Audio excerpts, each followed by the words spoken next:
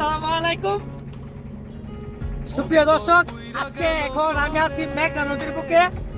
এটা হচ্ছে রায়পুরা নবীনগর দুই অঞ্চলের মাঝখানে মেঘনা নদী। বৃষ্টির দিনে মেঘনা নদীর মাঝে ছাতা নিয়ে ঘোরার মজাটাই আলাদা। আপনারা আমার পিছনে দেখতে পাচ্ছেন কি সুন্দর ওয়েদার, পিছনে কি সুন্দর সুন্দর বলকে যাচ্ছে। অসাধারণ লাগতেছে নদীতে ঘুরতেছি। নদীটা একটু দেখা ঘোরা।